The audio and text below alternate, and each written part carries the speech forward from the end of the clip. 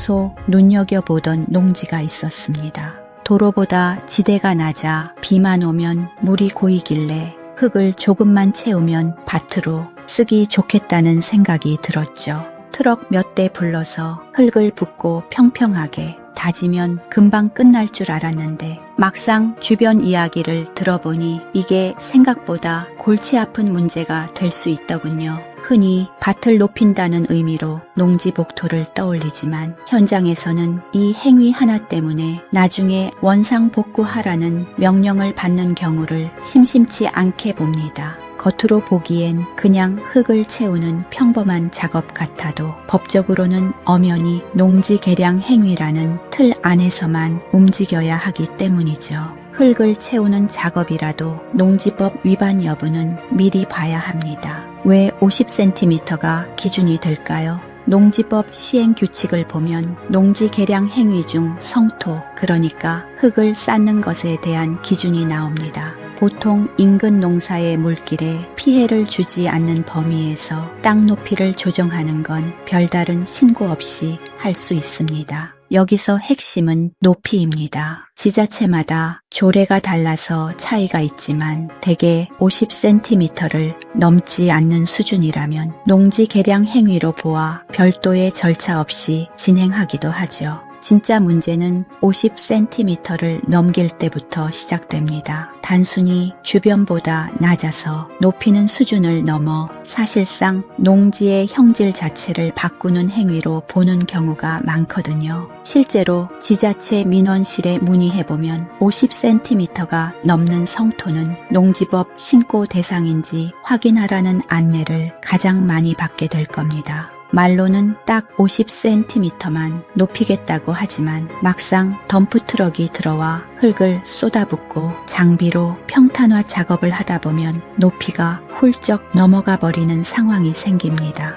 이때 주변 밭에서 우리 땅으로 물이 안 빠진다는 민원이라도 넣으면 상황은 그때부터 꼬이기 시작하는 거죠. 성토 높이가 인근 농지의 배수에 영향을 주는지 먼저 판단해야 합니다. 성토 및 절토 생각보다 변수가 많습니다. 농지 복토를 할 때는 흙의 성분도 신경 써야 합니다. 예전에는 아무 흙이나 가져다가 붓기도 했지만 지금은 다릅니다. 건설, 폐기물이나 오염된 흙이 섞여 들어오면 즉시 원상복구 대상이 됩니다. 농지 개량 행위는 말 그대로 농사를 더 잘 짓기 위해 하는 것이지 쓰레기를 매립하는 행위가 아니니까요. 상담 사례를 보면 싼 값에 흙을 구했다가 그 안에 이물질이 섞여 있어 나중에 낭패를 본 경우가 꽤 있습니다. 처음 흙을 받을 때는 비용이 절감되는 것 같아도 나중에 성분이 문제가 되어 다시 걷어내야 하는 상황이 오면 그 비용은 처음보다 훨씬 커집니다. 50cm만 높이면 무조건 괜찮을까? 높이도 높이지만 주변 농지로의 물길을 막는다면 높이와 상관없이 문제가 됩니다.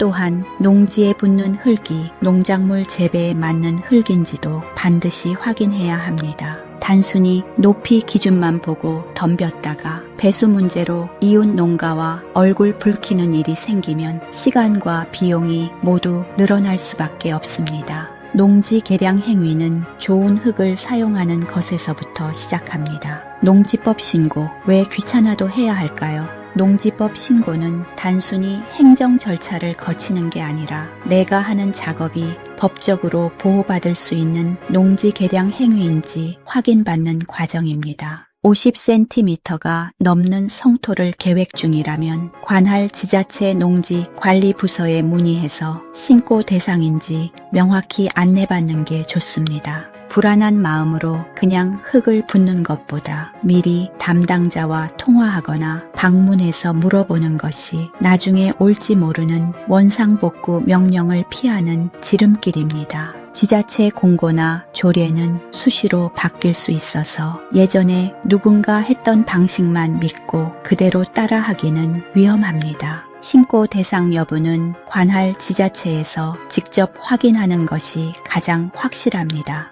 복구 명령이 떨어지면 벌어지는 일들, 이미 섞여버린 흙을 농지에서 다시 분리하는 것도 일이지만 그동안 농사를 지을 수 없게 된 기간에 대한 손실까지 고려해야 합니다. 이미 섞여버린 흙을 농지에서 다시 분리하는 것도 일이지만 그동안 농사를 지을 수 없게 된 기간에 대한 손실까지 고려해야 합니다. 사례를 보면 성토 후에 농지 전용 허가 없이 창고를 짓거나 주차장처럼 쓰다가 적발된 경우도 있습니다. 이런 상황에서는 성토 행위뿐만 아니라 용도 위반까지 겹쳐 문제가 더욱 복잡해지죠. 농지는 농사만 짓는 곳이어야 한다는 원칙에서 벗어나면 어떤 경우에도 합리적인 해결책을 찾기 어려워집니다. 주변 농지도 다 높였는데 나만 문제될까? 다른 사람의 사례를 보고 따라 했다가 나중에 단속에 걸리는 경우가 흔합니다. 과거의 관행이나 주변의 암묵적 합의는 법적 처분 앞에서 아무런 보호막이 되지 않습니다.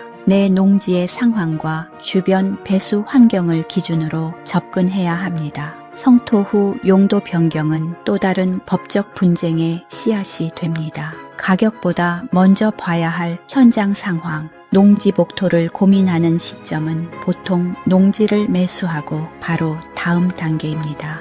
이때 많은 분이 흙의 가격이나 트럭 비용에만 마음이 쏠립니다. 하지만 농지 개량 행위 이후에 생길 농지의 배수 문제, 주변 농가와의 경계 문제, 그리고 성토물의 성분까지 하나씩 챙겨야 합니다. 흙을 붓고 나면 되돌리는 게 정말 어렵습니다. 처음 작업할 때 비용이 조금 더 들더라도 제대로 된 흙을 쓰고 높이 기준을 지키고 필요하다면 적법하게 신고 절차를 밟는 것이 결과적으로 가장 저렴하게 농지를 관리하는 방법입니다. 눈앞에 평평한 농지만 생각하다가 큰 대가를 치를 수 있음을 기억해야 합니다. 제대로 된 농지 관리는 처음 단계에서부터 신중하게 결정됩니다.